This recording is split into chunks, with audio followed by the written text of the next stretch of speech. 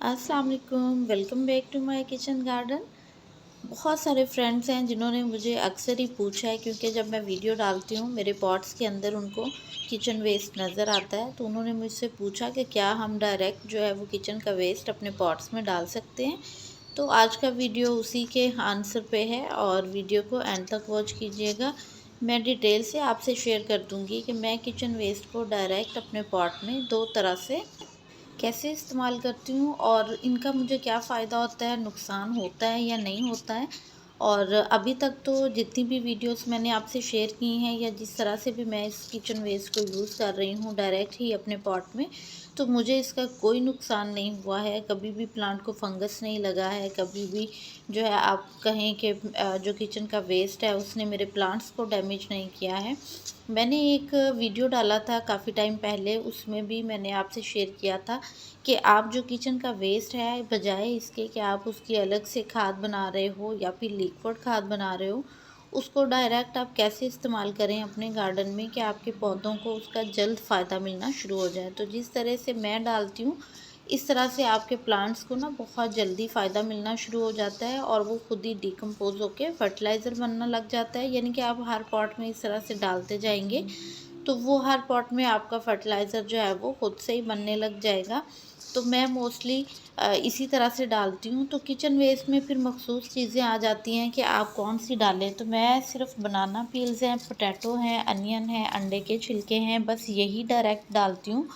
और अगर मुझे दूसरे तरीका यूज़ करना होता है, जो कि मैं अभी शेयर भी करूँगी आपसे, तो उसमें फिर मैं सारा ही ले लेती हूँ किचन वेस्ट जो भी होता है, जिसमें सारे फ्रूट के पील्स आ जाते हैं, सारी वेजिटेबल पील्स आ जाती हैं, तो वो डाल देती हूँ। लेकिन जो मैं डायरेक्ट पॉट में इस तरह से डालती हूँ, उसमें मैं कोशिश करती हूँ कि वो मटेरियल डालूँ जो डिकम्पोज़ हो जाए अच्छे से और उसका मेरे प्लांट्स को नुकसान भी ना हो। तो यहाँ देखो, ये जो मैंने बनाना पील लिए हैं, अनियन पील हैं, अंडों के छिलके हैं, तो बस इसमें पोटैटो के छिलके भी हैं। यहाँ देखिए, मैंने पोटैटो के छिलके ऐसे ही डाल दिए थे, वो सूख गए हैं। अब मैं इसकी गुड़ाई करूँगी तो वो मिट्टी में अच्छे से मिक्स हो जाएँगे, तो वो खुद ही खाद बन जाएगी, मुझे बना के देनी नहीं पड़ेगी, कोई मेहनत नहीं करना पड़ेगी। तो इसी तरह इसको आप काट के भी डाल सकते हो, पूरा छिलका इस तरह भी डाल सकते हैं। कुछ मैंने काटे हुए हैं, कुछ नहीं काटे हुए हैं। तो ये मैं बनाना के जो पील्स हैं, वो इसी तरह बेलों वाले पॉट्स में साइड साइड में फेंक दूँगी। आपने बिल्कुल भी प्लांट की जो जड़ें होती हैं या उसकी जो स्टेम होती है, उसके साथ नहीं फेंकना, आपने पौधे से थोड़ा दूर रखना है। तो मैंने इसको थोड़ा दूर इस तरह से भी डाल दिया है। तो मेरे पास जो ये किचन वेस्ट है, मैं दूसरा तरीका भी बता देती हूँ। इस पे मैंने डिटेल वीडियो भी डाला हुआ है, वो देख लीजिएगा कि हम डायरेक्ट कैसे यूज़ करें। अगर आपके पास हर तरह के किचन के पील्स हैं, हर तरह का किचन वेस्ट है, गार्डन वेस्ट है, आप उसको इस तरह से खड्डा करें अपने किसी भी पॉट में। जैसे ये मेरी बकेट खाली है, अगर इसमें प्लांट होता तो भी कोई इशू नहीं था। आपने एक साइड पे इसको मिट्टी को गुड़ाई करनी है, यानी कि उतनी स्पेस बनानी है कि उसके अंदर आपने उसको भर देना है। उसके बाद ऊपर से आपने मिट्टी से कवर कर देना है। इतनी अच्छी खाद आपकी खुद ही बन जाएगी और प्लांट को भी वो डिस्टर्ब नहीं करेगा।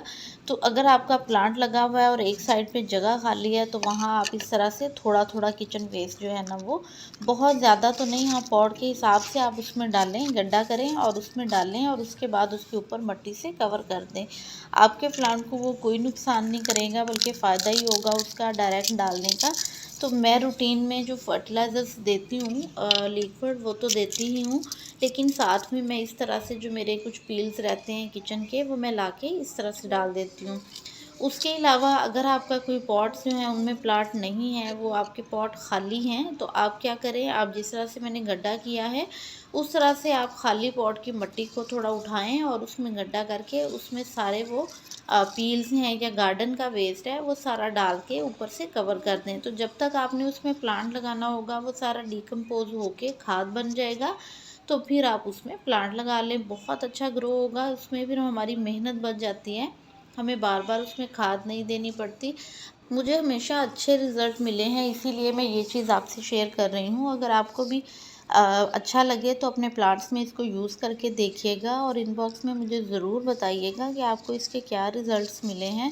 आपके प्लांट्स को आपको बार-बार खाद नहीं देनी पड़ेगी, प्लस इसका एक फ़ायदा ये भी होगा कि मिट्टी जो है ना आपकी वो भुरभुरी हो जाएगी। जितना हम किचन वेस्ट उसमें ऐड करेंगे उतनी हमारी मिट्टी अच्छी हो जाएगी, उतना ही वो पोरस रहेगी और खाद वाली रेडी हो जाएगी आहिस्ता-आहिस्ता। वो जैसे होती है सख्त वाली मिट्टी नहीं रहेगी। और बाद में अगर ऊपर से आप डालते हैं तो थोड़ी गुडाई कर दें तो वो भी उसमें मिक्स हो जाएगा, तो इसका इस तरह से भी बहुत अच्छा रहता है। और प्लांट्स को जैसे-जैसे हम पानी देते हैं तो किचन वेस्ट पड़ा होता है उसमें, उसके फिर पील्स में से जो भी उसके न्यूट्रिएंट्स होते हैं वो निकल के प्लांट्स को मिलते रहते हैं। तो मैं मोस्टली इस तरह से डाल देती हूँ। तो अगर आपको ये तरीका अच्छा लगे तो ज़रूर इस्तेमाल कीजिएगा अपने प्लांट्स में। और मेरी वीडियो अगर अच्छी लगी हो कहीं भी थोड़ी-सी तो इसको लाइक और शेयर कर देना। चैनल पे न्यू हो तो सब्सक्राइब कर दें बेल के साथ, ताकि इस तरह की नोटिफिकेशंस आपको मिलती रहें। वीडियो को फुल वॉच कीजिएगा, बहुत मेहनत से टाइम निकाल के आपके लिए हम वीडियो लेके आते हैं, तो इसलिए वीडियो को फुल वॉच कीजिएगा।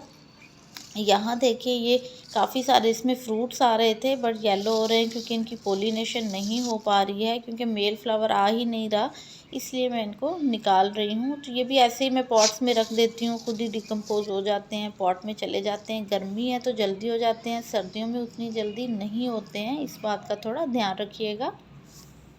मुझे दीजिए इजाज़त। Keep gardening, happy gardening. अल्लाह हाफिज़।